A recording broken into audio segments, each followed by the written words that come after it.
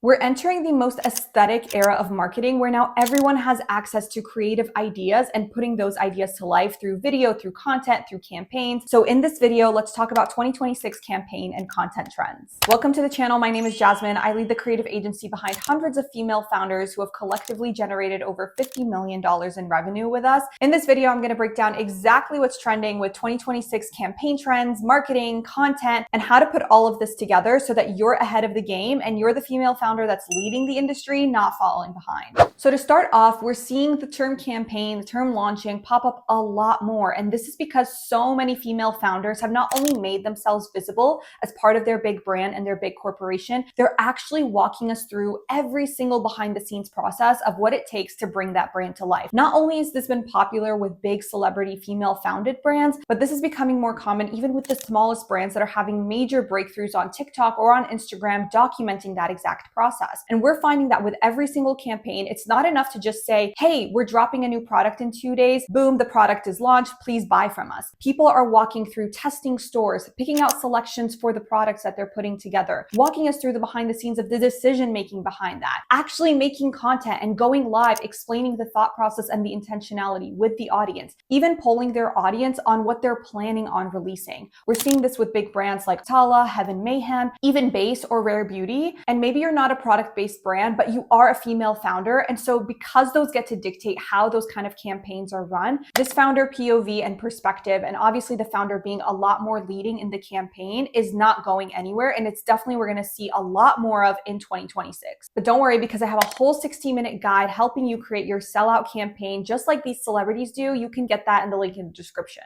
So with this era of like female founder-led campaigns, what we're seeing is less focus on week-to-week content marketing and more focus on these campaign plans. For example, this starts with a re-engagement period and getting their audience warmed up to what's coming, then teasing the product, and then having a strategic build-up in the pre-launch phase leading up to the final reveal of the service that you're actually launching. And it's all about creating kind of a timely moment, exclusive elements to get people to buy when you finally open cart for your services, and making sure that you hit your goals repeatedly, not only to create that revenue, but so that you can move on to something else that could feel more exclusive for your audience. So I highly recommend that you think about one campaign you want to launch in the next year, thinking about campaign dates, and at least coming up with campaign themes, which I have a whole video about on why that's really important, and I discuss even deeper in our campaign course. The next thing we're going to be seeing more of is kind of like a bingeable experience. So instead of thinking about campaign as an opportunity for more content, people actually want to explore your like brand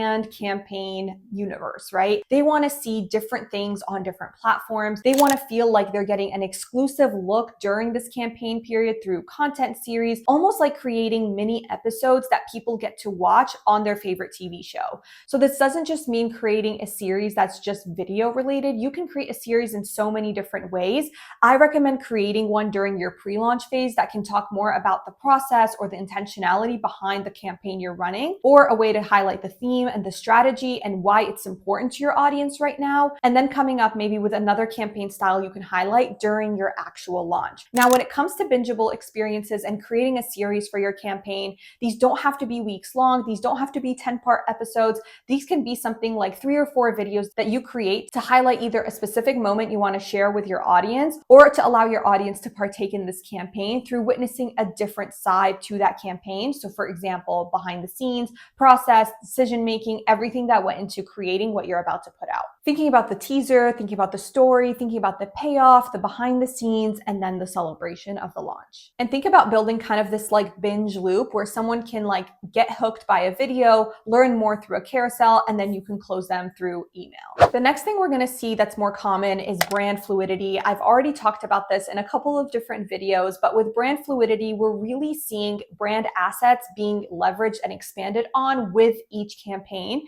especially when it comes to creating a campaign aesthetic. The thing is, a consistent aesthetic and baseline brand assets are not enough because you're having to implement these assets in so many different ways throughout the year, through different content styles, design formats.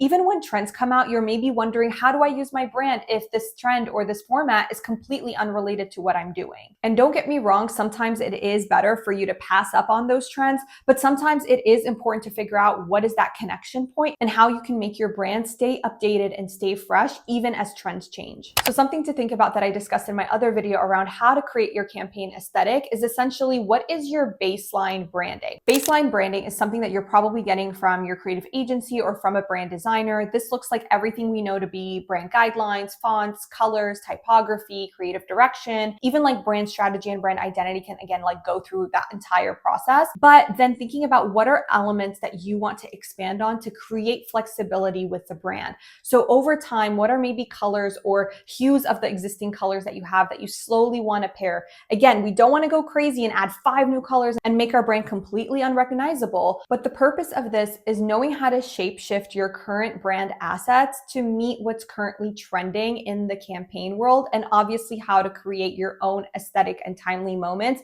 with your existing brand without feeling like you need a complete rebrand every single time. Obviously, when you work with a professional designer who's able to create such a solid brand identity, this process becomes so much easier and so much more cohesive. We're seeing big brands do this all of the time where they're playing with different colors, different fonts, but it still makes sense for their original creative direction, their original brand strategy, their brand audience, and of course, their existing brand assets. So in 2026, we're gonna see this a lot more where people are gonna have like this element of brand fluidity, but their brand is still going to be recognizable. It's just that when we're thinking about baseline branding being used over and over again, it can get tired, it can get dated, and it can start feeling a little bit too corporate because everything is polished and professional and can only be used in this way. Whereas brand fluidity allows for the experimentation and creativity that can come with your own marketing ideas. The next thing that's going to be trending is product and offer display in this kind of editorial way. So we're seeing this now with big e-commerce brands where they will actually go live on TikTok, they're going live on Instagram, and they're getting photos of not just the product in its most curated form, but the product in real life.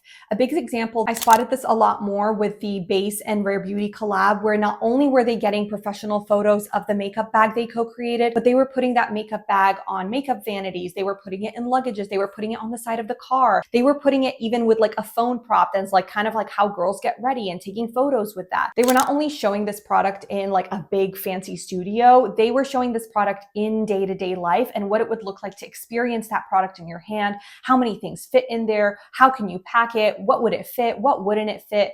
And so if you're someone that offers a service or an offer that is digital completely, a way to do this is to think about how can you get more creative with showing the tangible version of this product. Maybe it's also showing the experience of how someone could be listening to you as they're going on their walk, as they're picking their kids up from school. Or something that I did that did extremely well is we had a campaign for our full scope rebrand offer, and instead of just talking to the camera about why photo shoots don't work when clients do them on their own, I decided to print out the actual photo material and even just use it as a prop. This kind of breaks the fourth wall and allows people to pay more attention because now something that they can't necessarily imagine that's completely digital is right in front of their hands. And they can potentially envision being part of this service or being part of this offer if you're walking them through the process, sharing B-roll or behind the scenes, or even again, walking them through it on your computer. The more creative you can be, the more artsy you can be about it, the better it's going to perform. Which, speaking of, we're definitely going to see more of like brand campaign worlds being brought to life. We're seeing so many things happen with in real life events, community-based brands that are again hosting things to get their buyers, their audiences, and people just connecting in person. And so we're definitely going to be seeing this more, not just with big events like Coachella or Lollapalooza. We're going to be seeing these pop-ups happen a lot more frequently, not only when it comes to big new product launches, but even as a way to kind of hint at a new launch coming up. If you think about it, if you get people to share and talk about your brand before a big launch event, that could be an amazing opportunity to bring different audiences from worlds you haven't touched on before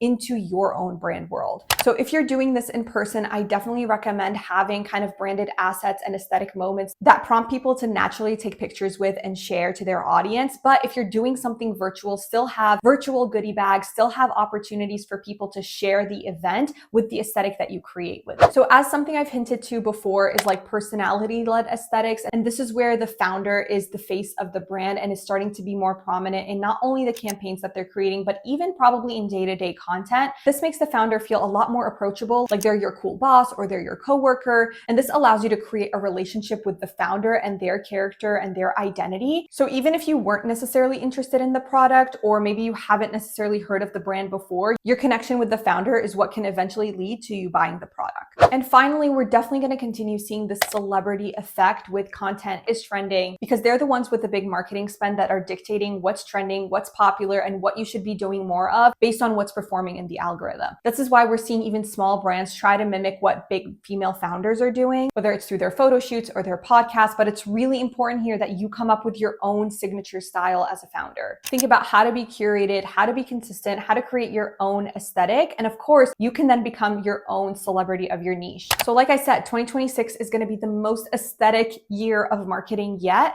And so it's really important that you start getting on board, start figuring out what your signature style is, and start implementing them in your campaigns. Like I mentioned, I have a whole campaign crash course that acts as your 60-minute guide to helping you build out your sold out campaign so that you can become the celebrity of your niche and start off strong in the year. You can check that out in the link in the description, and I will see you in the next video.